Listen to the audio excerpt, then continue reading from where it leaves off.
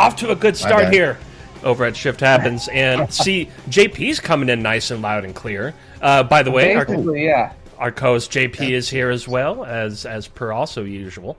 Dude, I'm excited to be here. What's up? Dude, another awesome happy Halloween, JP. Dude, it's Halloween. Happy Halloween. Weekend. This is the best holiday of the year. We're gonna get there. Brad, I don't know why I heard you 3 times, but I can never hear you enough. So why don't you just turn every speaker up so I can hear you 18 times? Can you hear me now? Yeah, now you sounded like good. the voice of God. Yeah. Mm-hmm. Brad is kind of like the voice of God sometimes, you know?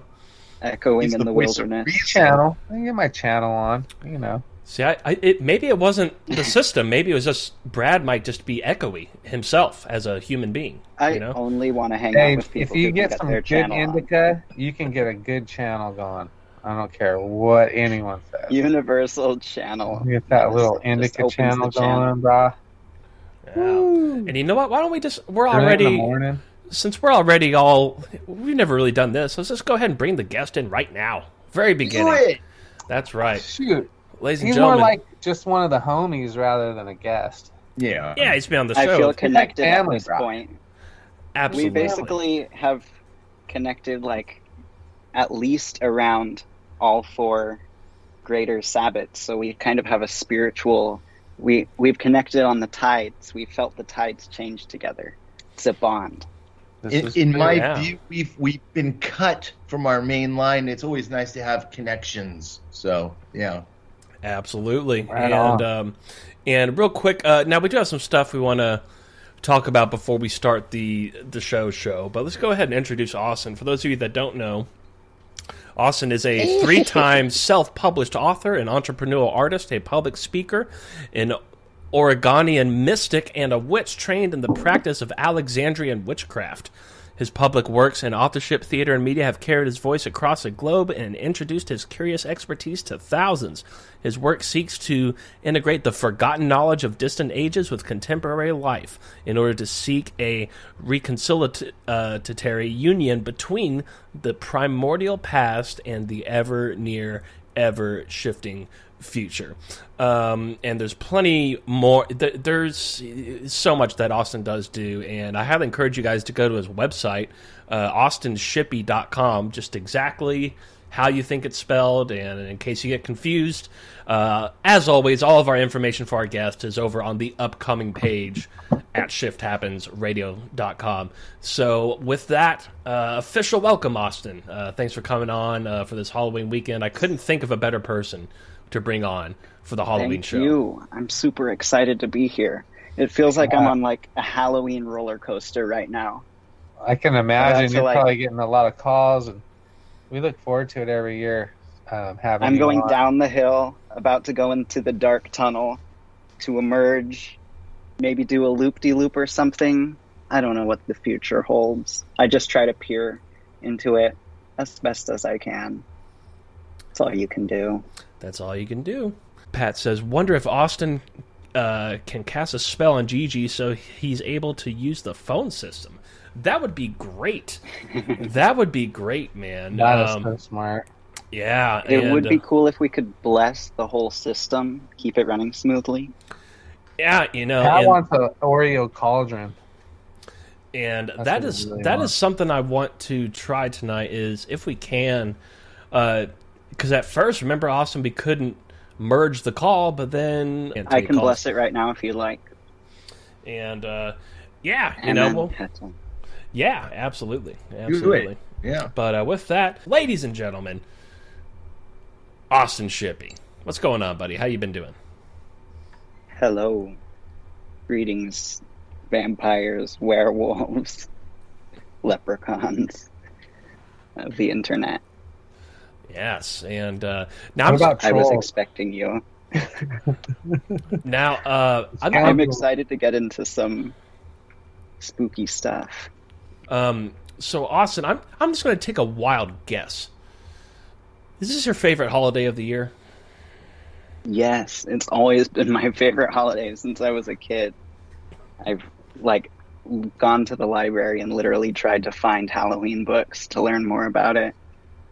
And it's pretty simple. I have a whole history here in my notes, and it's pretty simple, but there are a lot of lies about it that have been deliberately invented, and it's become less of a beneficial thing and more of a commercial thing, but it's a very interesting story how we got here. And I also want to talk about basically what is the source of fear behind Halloween itself, the devil and the underworld and ghosts and things. So we can get into all of that. Absolutely. And that's exactly what we're going to do. And I guess this is the point of the show where I say, listen, folks, if you're not completely open to new ideas and new ways of thinking, this, as we tend to do on these shows, we might rub some people off the wrong way, but we're just looking into stuff, and we're just asking questions, and we're just exploring reality. But if you're easily offended, or you have a tight paradigm bubble, if you're not ready for a paradigm shift, I guess you could say, you might want to go listen to something else. That's a good way to put it. Yeah, there you go. It's the truth, but reality is stranger than fiction sometimes. It really, truly is, in so many different ways. And, oh man, I lost my thing that does the stuff. That's all right. And, GG is a rub-off. Thanks, Eric. Appreciate you coming from the chat room there. But so yeah, I would just step in and agree with that 100%. Reality is far more strange than fiction. Try to write it. I dare you. Try to write it out as weirdly as it's playing out. Yeah, it's unbelievable on all fronts. So that's where we're at. I think we're in uncharted territory, no doubt. Totally.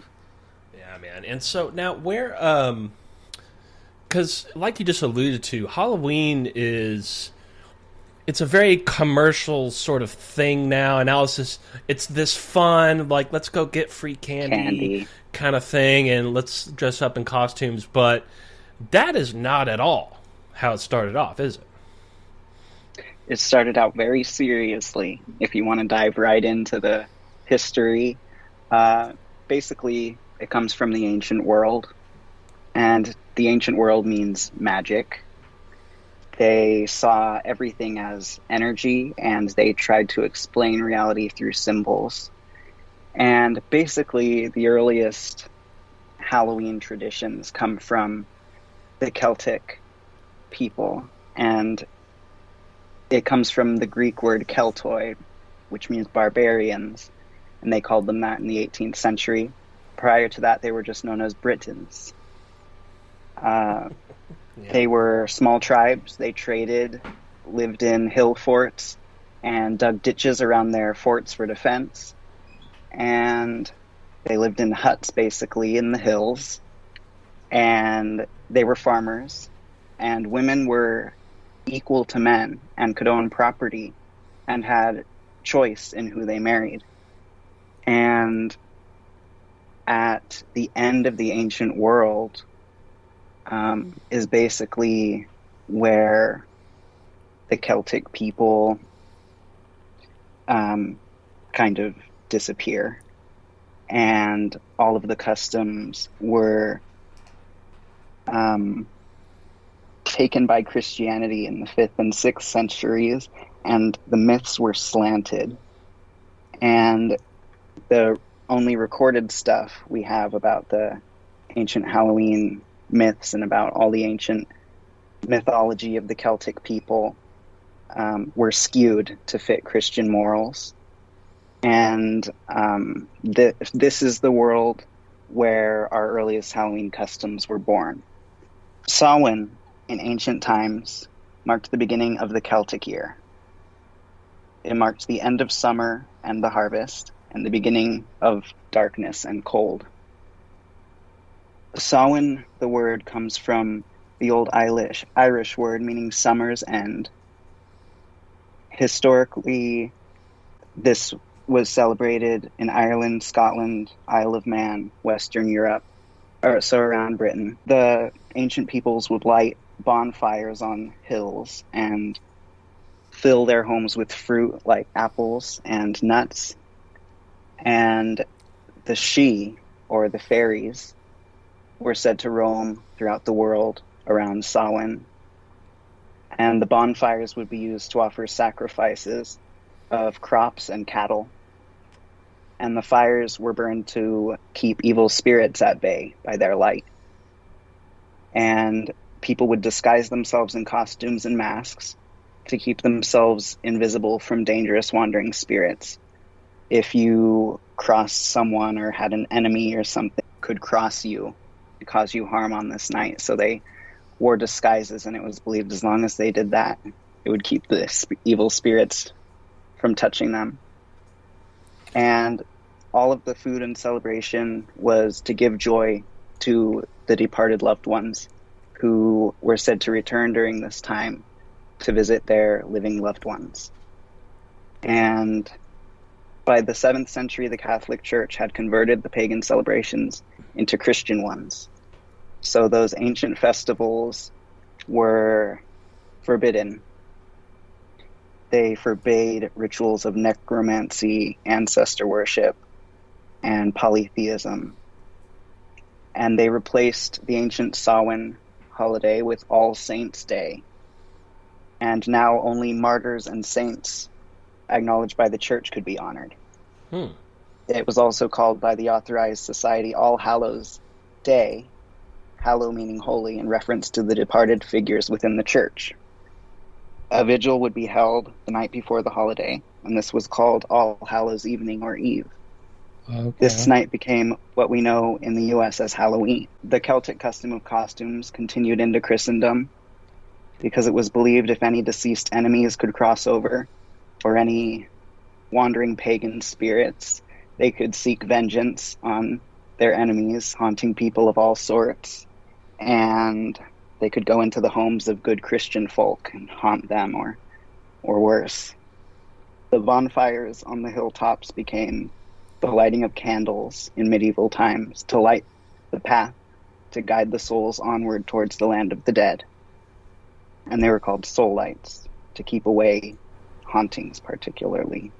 And the offerings of food continued, including special pastries known as bones of the holy that were placed on the graves of loved ones. So I was like, okay, well, how old are the Celtic people? And then again, it was like... They originated around 1200 BC. Yeah, that's what they said, and but it took a while to get to that answer. I mean, when I asked about Celtic people, then it started talking about capitalism, players individually. The search engines were in hell. And that's why I like using, you know what I should have used is DuckDuckGo. Are you familiar with that app, Austin? Yes, and every time I try to use one of those eco-friendly search engines, it doesn't give me good search results. See, so I switch back to Google every time. Yeah. Bing are Republicans. Bing is run by Republicans. Bing. And yeah, I don't know if I've used Bing. Google, I think, is run by liberals, but it's still evil. They're both still evil. I think Google is run by Satan, if I had to guess. I don't think there's a social network that's not by the government. Just saying. Yeah, I mean, especially any ones that are easily accessible. That could play into the theology, literally. Lucifer, enlightenment, knowledge, wisdom. Well, yeah, and then you have the Pope and the state to grapple with as well. So there's a lot. They are a manifestation of Lucifer for sure. Yeah, well, the people that are there are certainly fiendish. I had a conversation with Gigi just this week. Ain't we all? And we were talking about technology, and you know, I kind of got on this path where it would really be an amazing thing if there was some way to kind of detach from the greed and the everything else that seems to be bad with technology, and it's this whole Ayn Rand kind of philosophy mixed in with greed and post 2008,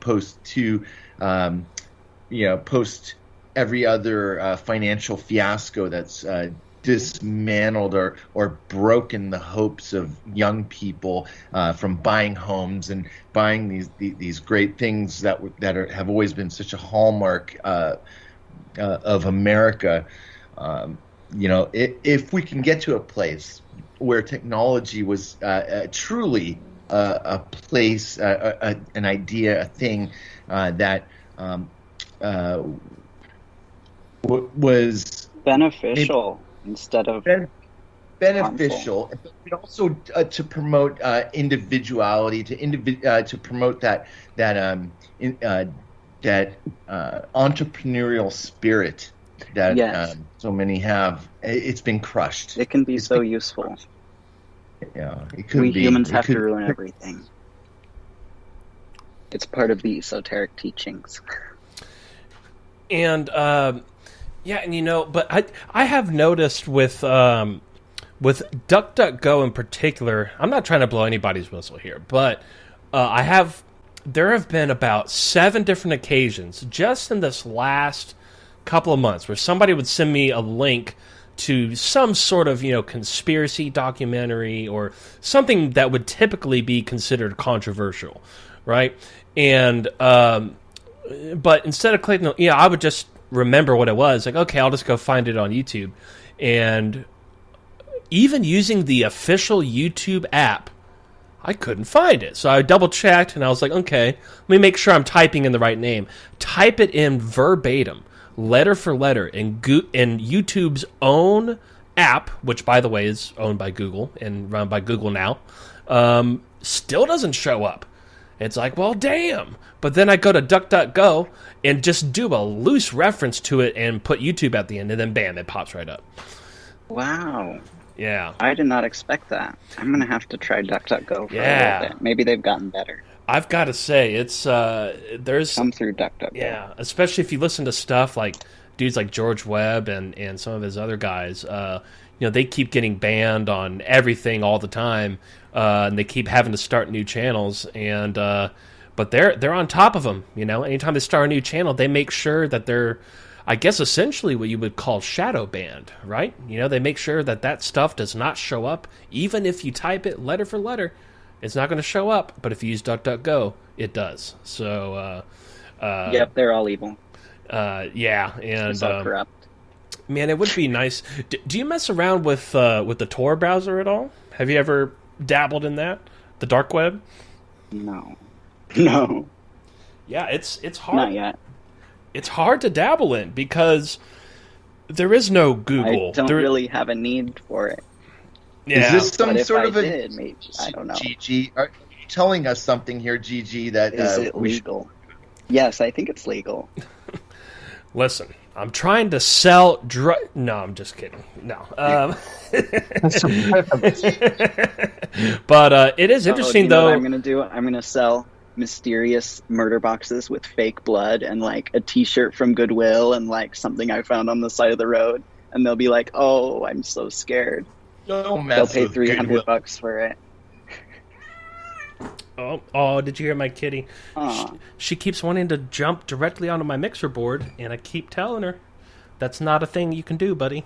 But anyway, so I want to get back to my question that I was going to get to before the first break, which is, so back during the initial... I mean, I guess we could only speculate, right? If we have established, 1200 BC, the Celtic culture basically kickstarts. And so initially they're trying to ward off evil spirits, and part of that process is dressing up in costumes. Now, I would assume, as sort of a form of protection, right? I would assume that they probably weren't dressing up as the guy from Mask, or or with blood all over their head and fake knives sticking out of their body. Like what were those original costumes? Like what did they? Is there any reference to that? Are there any drawings that survived from there? You might be able to find some representations or theories of it, but they probably looked very tribal, and they would use the ashes from the bonfires as face paint to kind of blacken their face, and they would use masks and probably garments made out of various materials to shake and rattle. And so it kind of seems like more of the idea was ghouls. More to spirits. Yeah Nothing really. I'm sure they had their various things that were really common, like animals, I'm guessing. I would imagine that's all I've read about it. A lot of animal masks, I would imagine. Yeah, and that's like my logo. It's a perfect.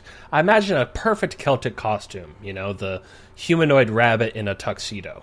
That'd probably be a proper costume for such times. But so at what point you did cover this a little bit, but to get more specific, I mean, not only when, but also what, like, when did it get so, blood and guts and gory? At what point in history does that happen to Halloween? Very, very recently. Probably after the 70s, somewhat. 80s horror movies getting super gruesome. Yeah. Yeah. I was going to say probably the entertainment industry had a lot to do with that. Yeah, definitely. And it wasn't until the 19th century that Halloween got popular in America.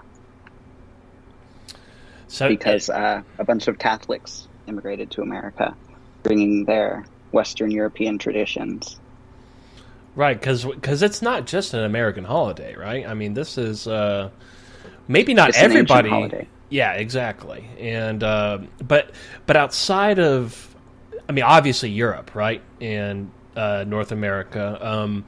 But traditionally, how far does it go back for other, countries and continents? I mean, like, what about Asia? Were they doing Halloween back then, or? All cultures have practices of honoring the dead or calling them back, typically around when the weather starts to change to winter and the trees start dying. It's the time when the earth goes into a different realm of death, and people wander in that realm of death, so they're closer to the realm of the living. And so it's based on universal archetypes and superstitions and beliefs about spirits, wandering spirits, ancestors, and things like that. But the customs that we see as Halloween mostly come from this history. And it's not celebrated in a whole lot of places. I can't say exactly all the places it was celebrated, but you could duck, go that.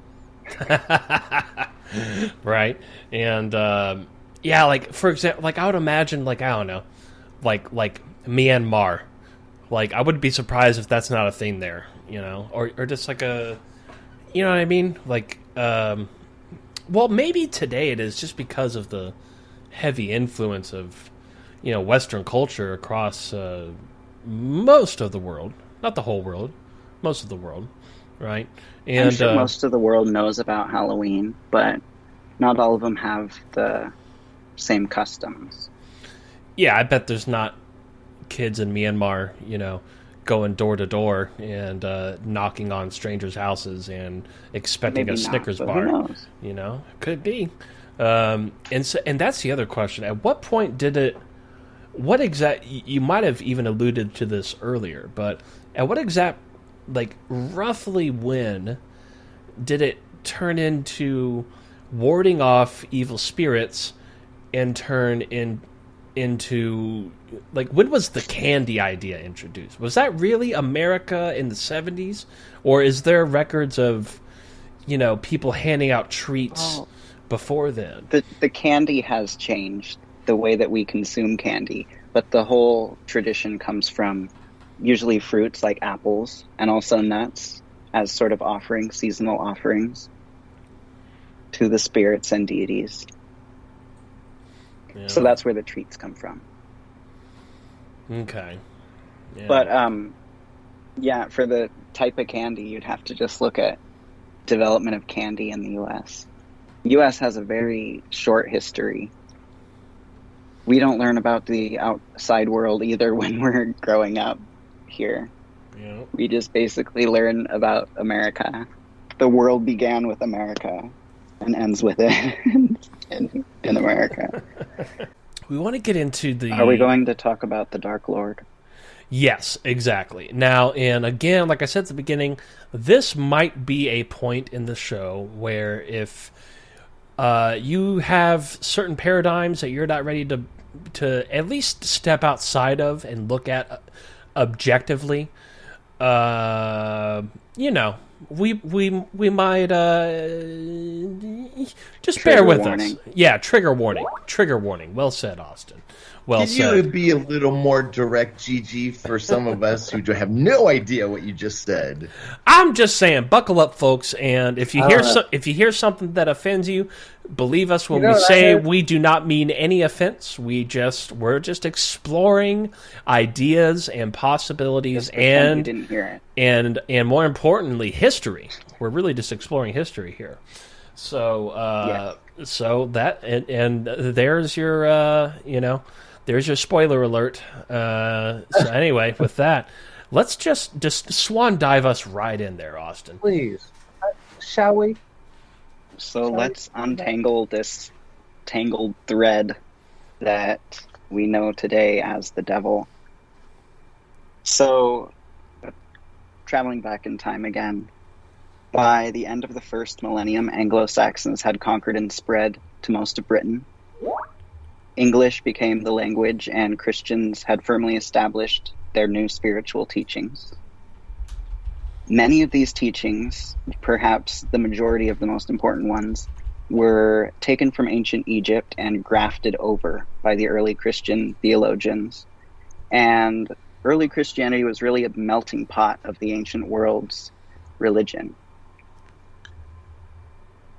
In ancient Egypt, the Kemetic spiritual teachings, Kemet meaning black land in reference to Egypt's fertile soil, they had advanced spiritual teachings and concepts in their civilization that were very well understood by practically everyone.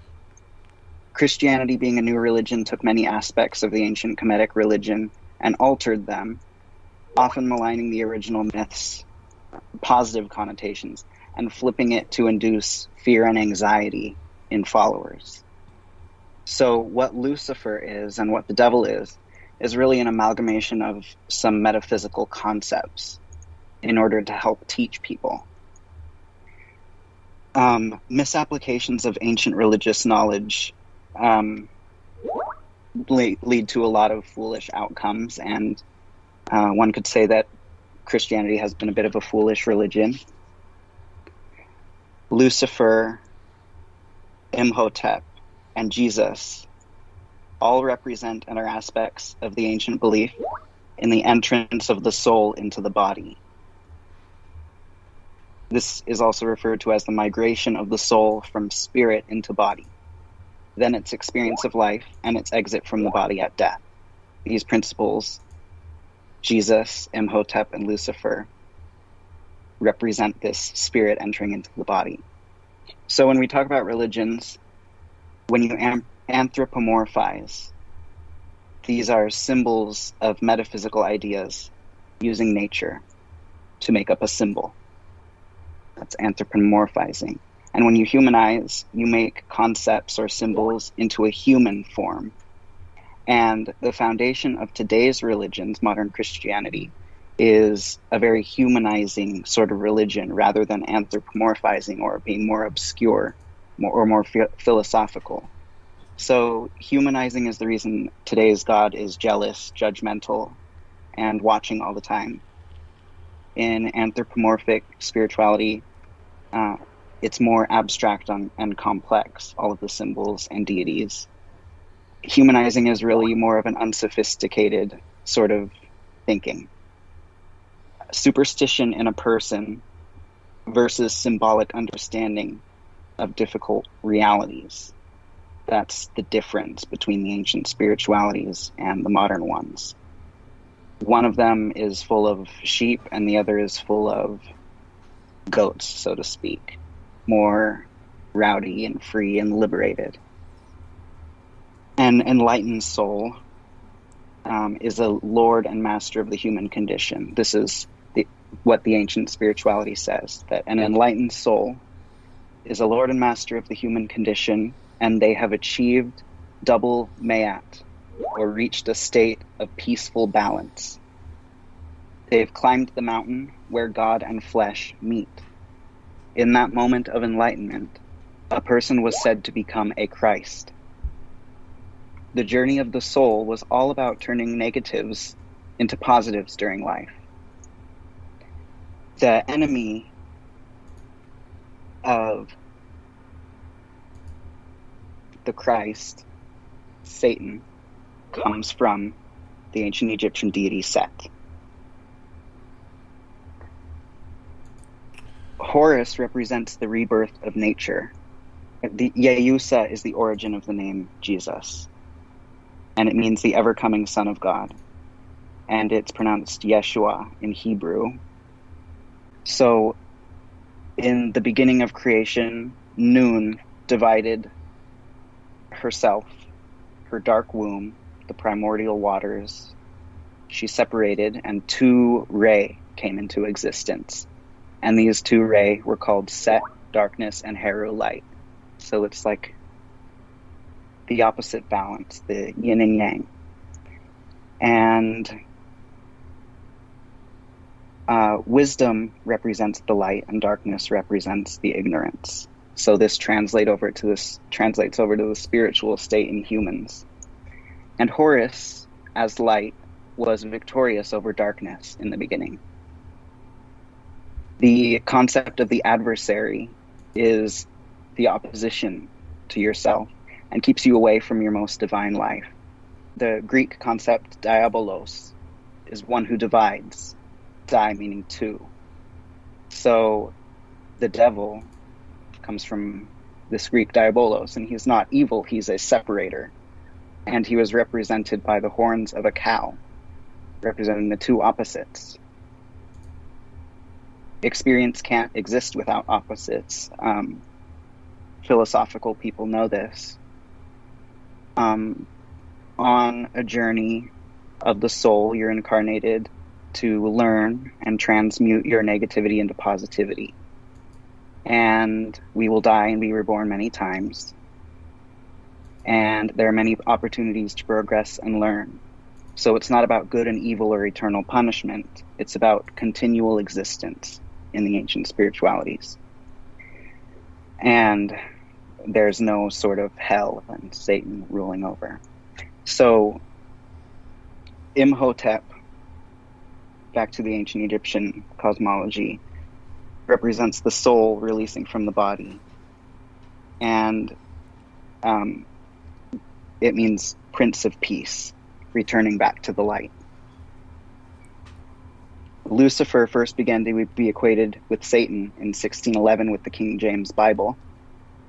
The ancient temple of Ptah taught about the spark of light descending into matter, which was called the soul, meaning sun, sunlight, and also soul. And it was called Lucifer, or Ptah. And it taught about the soul descending into matter and being incarnated.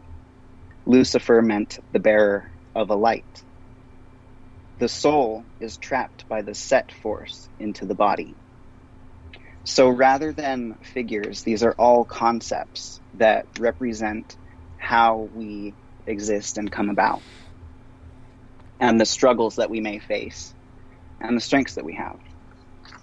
You just have to really think about it to gain those benefits. So Horus, equivalent to Jesus, was represented by a plant sprout or a lamb or a new sunrise, and he was known as the light of the world. And the two-ray there means there's the opposition to the light at the beginning. And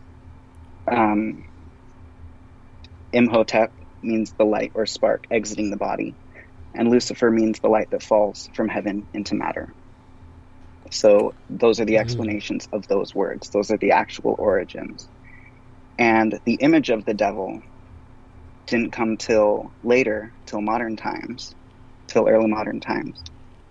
So the Bible has no details in the Old Testament except for a giant dragon cast into hell. And the dragon was scaled and hairy and beastly, and it inspired many artistic depictions of Satan in medieval times. And he was sometimes depicted as a lizard with multiple faces, with claws. So very bestial. And Dante's Inferno, influential literature, talks about the devil being a three-headed, bat-winged creature frozen in ice. And he's frozen to represent the futility of evil doing. And in the Renaissance, he started being depicted as more human. Artists and theologians started depicting him as a man with cloven hooves and horns. And this was inspired directly by Pan, the ancient Greek god of the wild. So we have the same motifs.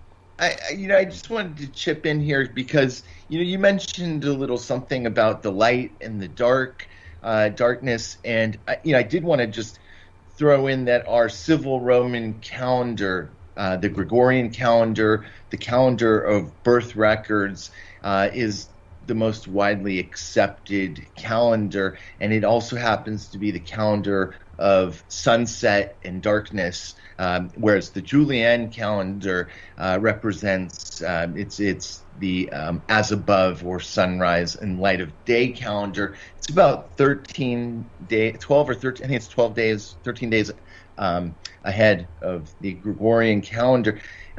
In my view, I feel that this has created a massive problem with where we're at. But it goes along with a lot of what you were just saying. I just wanted to fill in a little detail there. Yeah, our society is put together out of scraps, and it's been in shambles forever. People can't see the problems because they're not visible. They're in our heads. Yeah. Well, they're living in darkness, perhaps. Yeah, and sometimes I just read something about that the calendar is bad for our psychology or something because it skips days that exist. Yeah, well, that's an interesting point in itself. Just exactly what you just said. Yeah, who knows how that? I mean, because everything is cyclical. Everything, it would seem at least. And so when you're skipping a part of a cycle in any way, shape, or form, that could have some detrimental effects, I would imagine, especially if you have a misperceived notion on where you're at in the cycle that you're participating in, if that makes any sense. We're very fragile beings. Yeah, and also I wonder, the whole. Well, let's. Okay. Well, based on everything you just said, I'll have to ask this question a different way. So, as a practicing witch, and which coven you're from the Alexandrian? Is that correct? Yes, I have received training in the Alexandrian tradition, but I'm working on developing my own tradition now, and I'm working on bringing in several global historic practices and the wisdom from those in, And I also want to work with different sorts of witch covens as well. I want to kind of enrich my system as I pass it on. And it's very fulfilling. Yeah, I love being a witch. I've taken naturally to it. Some people are born to be witches. Before I move on to my other point, let's go ahead and clear one thing. We end up having to clear this up on every show that we do, but let's just go ahead and clear up because I know a lot of people listening right now. They hear the word witch and they get a little spooked. All right, let's clear that up a little bit. What exactly, from your teachings and mixed with what you're doing now? What does it mean to be a witch exactly? A witch is a word and cultural archetype and just archetype in general, detached from culture. A witch is really an archetype, and it's a sort of feminine or mysterious shaman with certain abilities that shamans usually only possess. And witches typically organize in covens, or they can also work their magic alone. But the whole thing about witchcraft is that it's about practicing and basically conjuring the magical forces that have been known about, particularly in our modern and current times in this society, which has been predominantly Christian. So to the Christians, any god that's not theirs is the devil. And the wife of their deity that they don't want to acknowledge is the eternal mother. And they've abandoned her. Okay, now tell us. And now we have patriarchy. So, thanks, assholes. And, I feel like it doesn't take a rocket scientist to realize that, perhaps patriarchies might not be the way to do it, but that's not to, maybe matriarchies, aren't the way to do it either. I feel we like need balance. Balance, exactly. I think. Exactly. And so now, and to get one thing clear, so any human, or really any, I guess maybe aliens too, I don't know, but let's stick with humans right now. Any human can become, can start practicing and be involved with what is being a witch, right?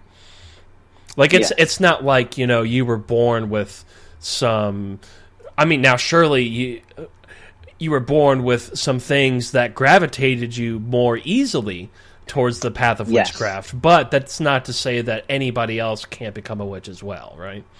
Anybody could dabble in it. Many people do dabble in it. The practice of blowing out birthday candles is solar fire magic, and it's trying to manifest wishes.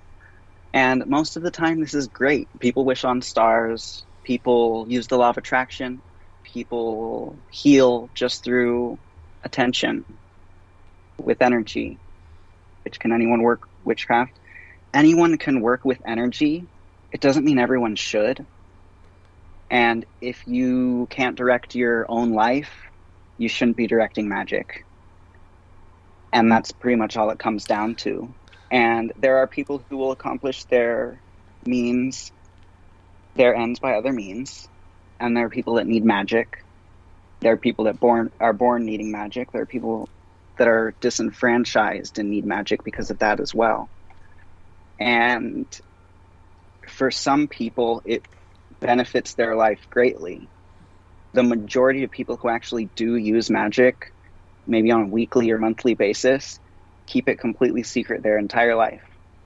One is coming from. Let's just go ahead and dive into this. By the way, Night Stalker, the asker of some of these questions, if you want to Skype in, you're more than welcome. Let me know if you do, and if you do, I can add you in on my end.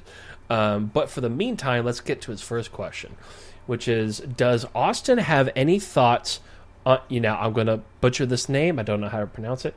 Does Austin have any thoughts on Hecate or Hecate, Hecate, as Hecate, and he adds either as a symbol or a deity, or both? Yes, Hecate is a very powerful witch goddess. She protects people, gives them wisdom, empowers them, teaches them magic, guides them, unlocks mysteries for them. I encourage everyone to look into all of the deities, because no matter what, even if you don't do anything to or for the deity, they are full of information, and everyone needs to benefit from that wisdom. It's really timeless wisdom. Right, and I've got to ask, asking for a friend, but in this case, literally, I know people say that as a joke these days, apparently. Am I getting old? Is that what's happening? I don't know. But, so, I was talking with my guitar player, Sean, the other day, the one who came up with the idea for us to play in Celtic tuning for the new EP that we're doing, right? And we tend to have themes for our albums. What do you call those? Anyway, there's a term for that. You know what I'm talking about, Jay? A concept album, right? A concept album. And the first Celtic album that we're doing is all about like witches and wizards and witchcraft. But the irony, it's very wicked. And the irony of it is, though, is he literally like point blank asked me the other day, and I hope he's not listening right now. I don't mean to spill the beans, but he point blank asked me, he's like, you interview all kinds of different people, right? He was like, do you think magic is really real? Like, he's actually at that point where he's genuinely like not sure, so how would you answer that question? Even first off, you have to figure out what's actually real. And this only comes really through reading lots of philosophy books. You can go on YouTube and listen to philosophy books on YouTube, or discussions or lectures about philosophy. But in order to really understand reality firmly, you have to get into the philosophy. Then you get into the sort of meta realities where religions exist. And this is sort of where the astral realm exists, where so much data and history exists. And in this realm, you're detached from time, and everything has happened, and there's stuff we don't know that's happened. So you have to figure out reality. Also, you have to have balanced psychology to interpret the things around you accurately and reliably all the time, because otherwise simply a mood shift can cause you to interpret reality and act differently. Right. So you have to get in control of your frequencies, and this is part of something that is just basically growing up. We all have to learn to do it, and once you get into control of your frequencies, you can perceive reality as it actually is. And the more people you talk to, be sure to talk to lots of people, the more you'll understand reality. And when you perceive that, then think, okay, we're here, everything is fine and stable, and what could be done magically?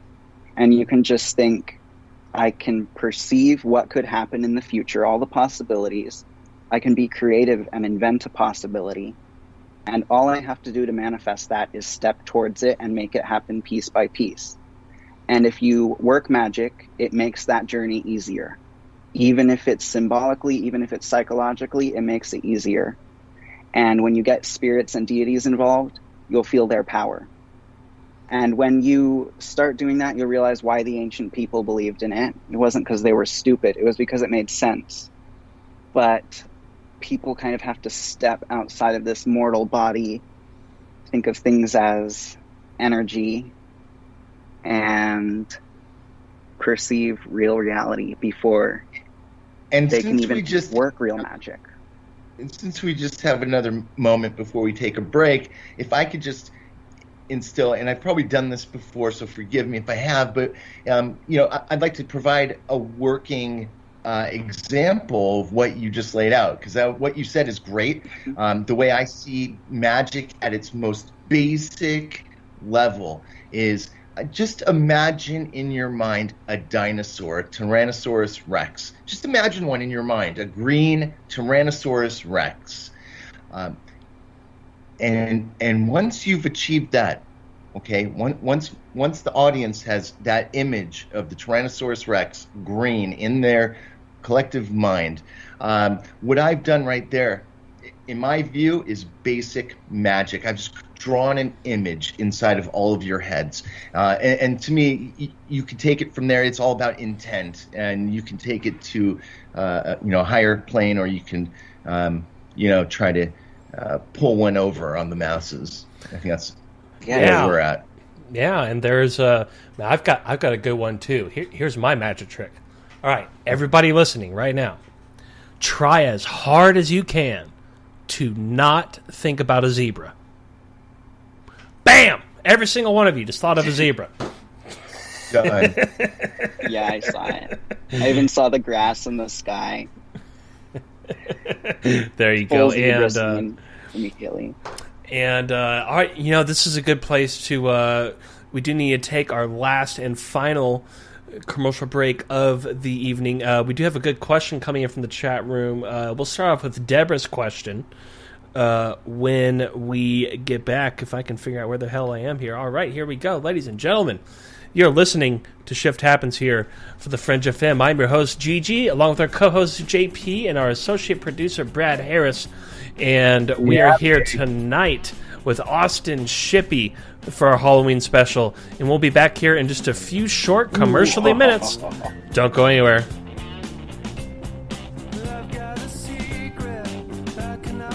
Yeah, how about that? We'll put out the call-in number.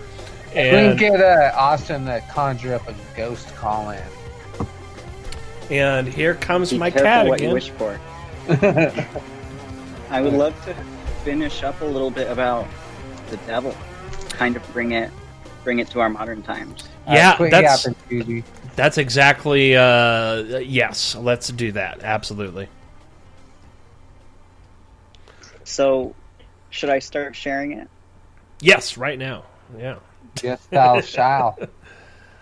So this is a bit of theology, esoteric theology. In olden days, God spoke to everyone through the voice of a small child. By Lucifer's self-will fell the angels from God's heaven. In not wanting to accept the rule of a small child, Lucifer demanded his will be fulfilled. This was the great disobedience. So the God of all things wrathfully caused the world to tremble, and an abyss opened. Lucifer could see no God until he disobeyed. So the whole glory of heaven broke around him. When man becomes aware of reality and uses his tools properly, the great abyss closes, and man and God live together in peace. God works through the wisdom and our tools here on earth that are built as structures of Lucifer.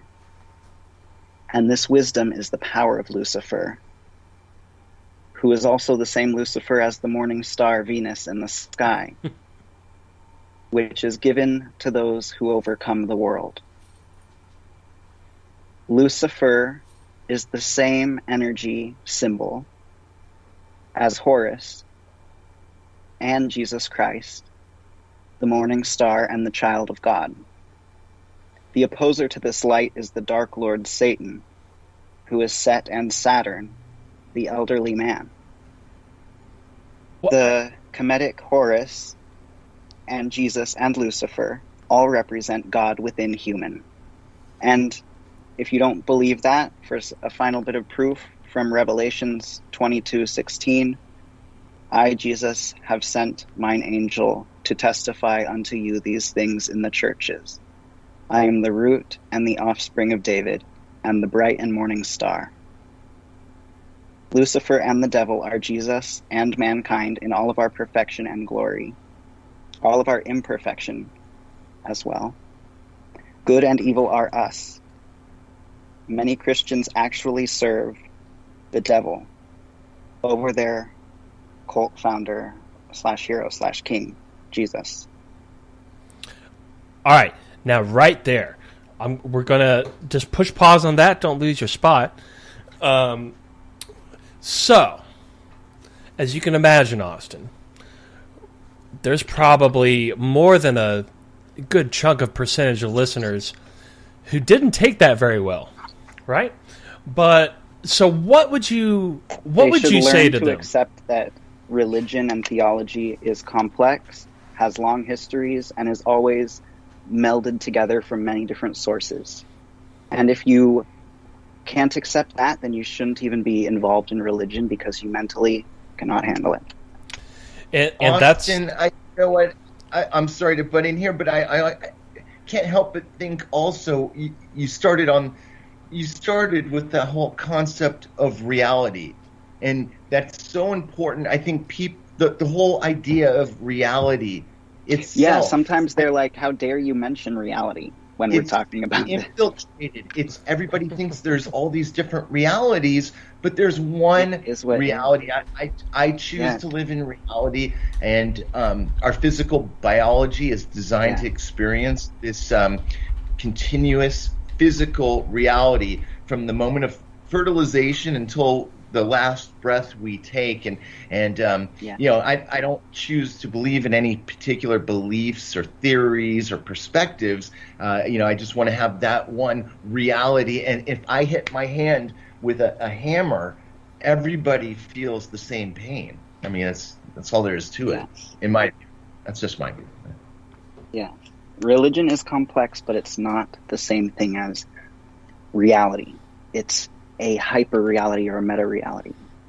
It explains reality, but it's talking about things that aren't here with us, things that are transcendent energies that we can't fully grasp and we don't have in our control, which is a lot of stuff because we're tiny little specks on this little rock. Right. So reality is complex and religion is complex.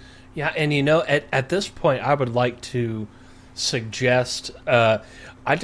there's a really good episode of, I know this might seem out of place, but it's a show called The Orville, which is Seth MacFarlane's spoof on Star Trek, I guess you could say. Like, imagine if Monty Python did a Star Trek movie. Well, this is like Seth MacFarlane's take on a Star Trek TV show. And Season 1, Episode 4. Episode 4, Season 1. Everyone should watch it. It's such a great analogy of how things get not only lost in translation, but the translations get lost in time. And especially when we're talking about religion and the duality of good and negative and good and evil and positive and negative, rather. A very, very good episode of how things can get complicated relatively quickly and cause people that otherwise agree, let's face it, like what do all of us have in common? We want to be happy, we want to be healthy, we want to be alive, we want to sleep when we want to, we want our friends to be happy, we want to exist in a happy state of being. And so at some part along the way, people just sort of get attached to these ideas that, despite our best efforts, could have been misconstrued by, simply time. Just time in itself has a way of... And time creates. Yes. Time creates and destroys. It does. And now... And yeah, see, so there's definitely some folks not quite following where we're going, and that's totally okay. And we, and for all we know, we're wrong too, right? So I could get into a little more data about the devil as well to wrap that up. Okay, let's because there are a couple of questions from the chat room I do want to get in. But I want to do that too. Well, I was just going to say the image of the devil that we know was invented very recently, within the last several hundred years. Right. Now, do you mean the literal image, or you mean the more... to represent evil. Evil, yeah. The image in film and paintings and art, and he is to represent evil, the forces of evil in society. Yeah, just the whole idea that he represents evil. Right. Mm-hmm. Yeah, because he's a composite of many different things, and he is intentionally made to have a psychological effect. Right, and all of Christianity is. And when you say that, I'm assuming you mean modern, current day Christianity. Yes. Yeah. Because ancient world, it was still patriarchal, and it was all very superstitious. But it was a different world. Right. It was a different... And even just in terms of Christianity itself has gone through so many phases and different definitions of different branches. Different definitions of what it even is at its core. It's only, like you just said, it's only these last couple hundred years that we've come to know it as we do. So what does that mean? Does that mean that for the last 5,000 years they were all wrong and we're just now getting it right? Or are we getting a mistranslated... Sure. Okay, well, yeah, let's go ahead. What the syndrome that modern Christianity suffers from is dualism. Thinking that the universe, that the world is divided between two opposing forces and they're at a war. And we're in a simulation to see which one will win, like a football game. That's not what the ancient esoteric wisdom is saying. They're saying that all is one. Lucifer is an aspect, the devil is an aspect of God.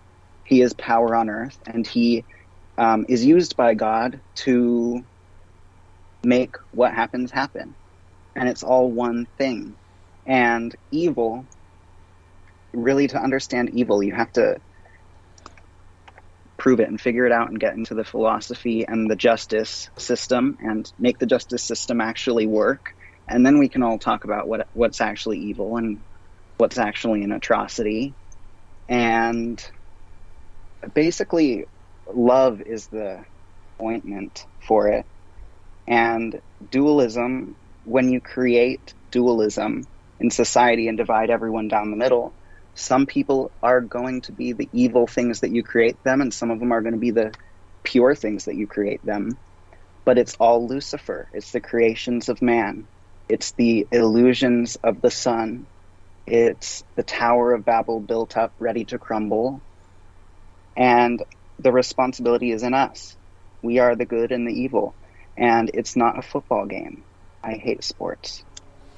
Yeah, the only sports I like involve a board with wheels on it. Although I kind of like basketball. Skateboarding is kind of fun.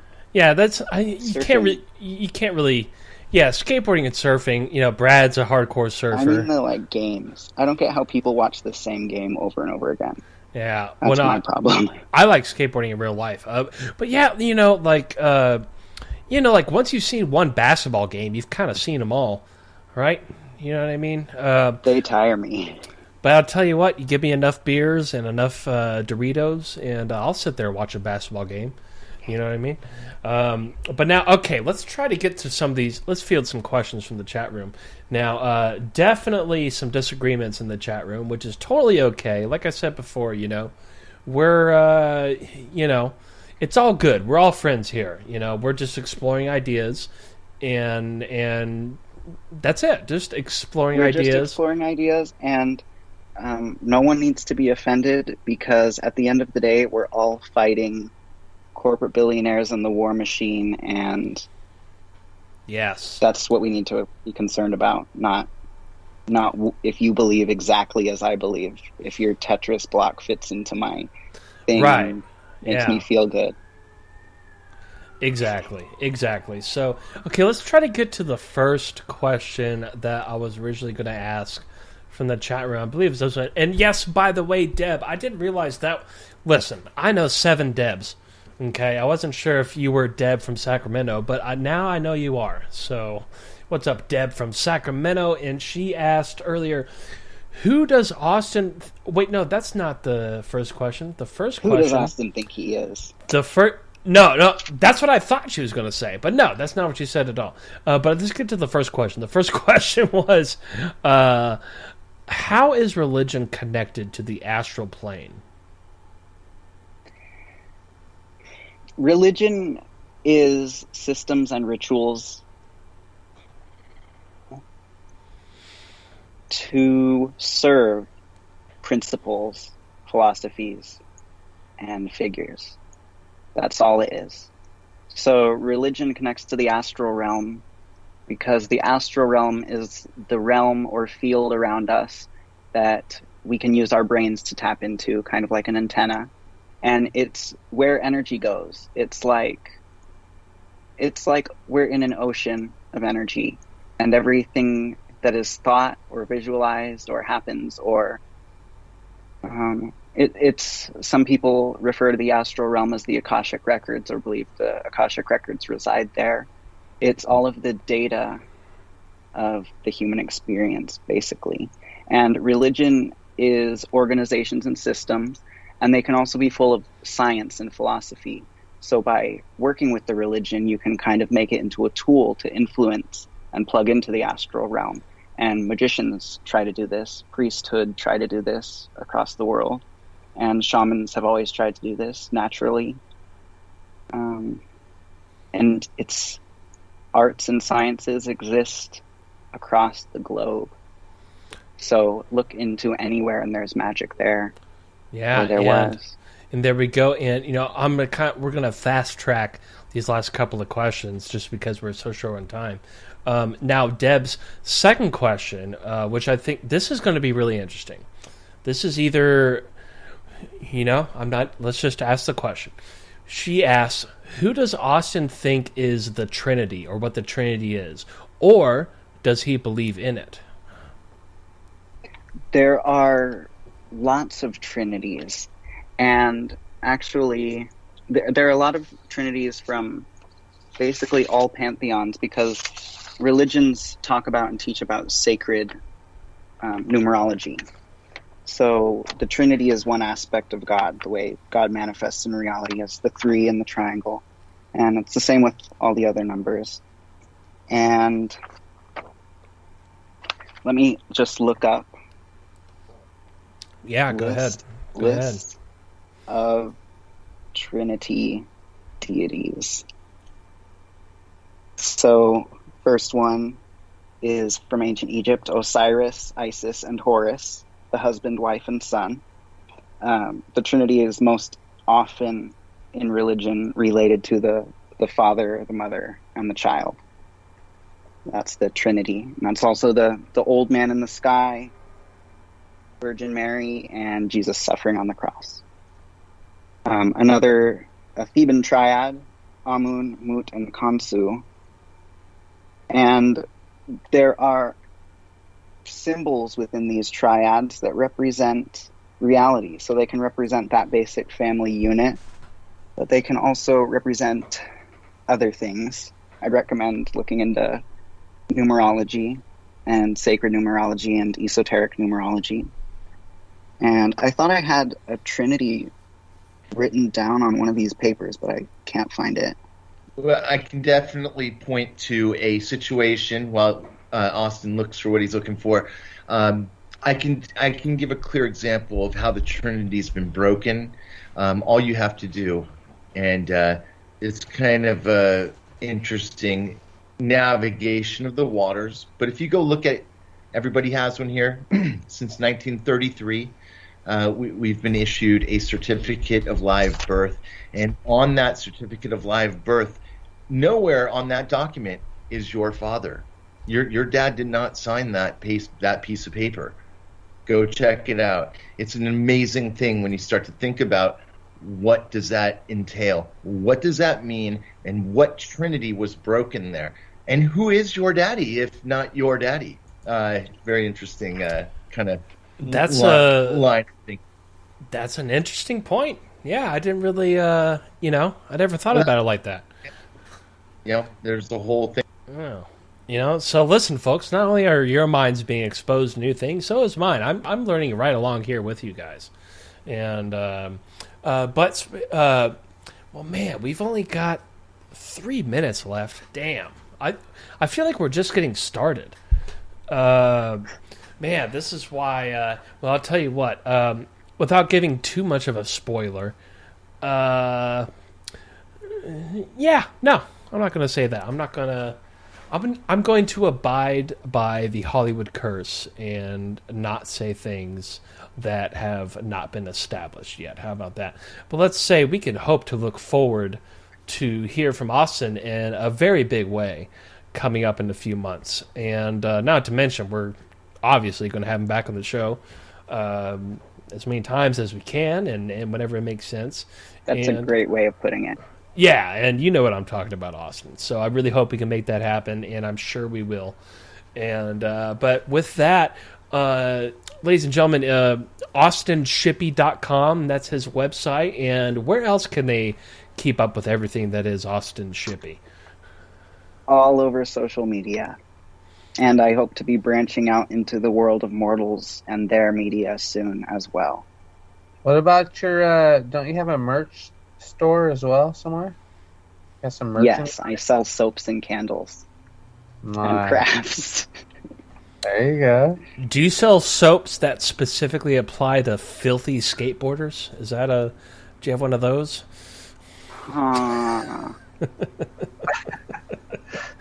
Well, they would make you smell better for sure. Because, dude, I get dirty real quick. They do magical things, though. Yeah, you just need to smell better, Austin. Maybe you need the exorcism soap.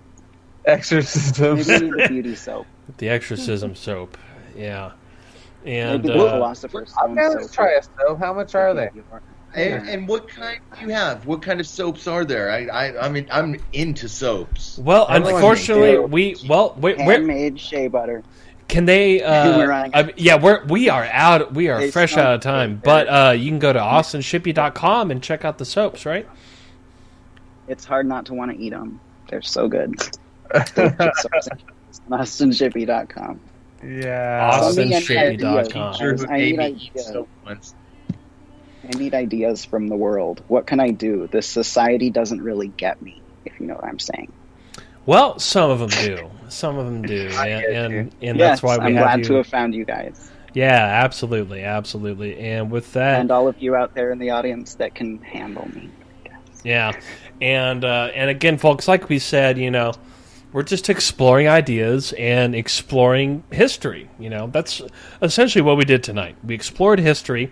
Now, just like any history, not every historical record is absolutely correct, but we explored the best we could and in the Halloween tradition. And that's what we wanted to do tonight, and I feel like that's what we did tonight.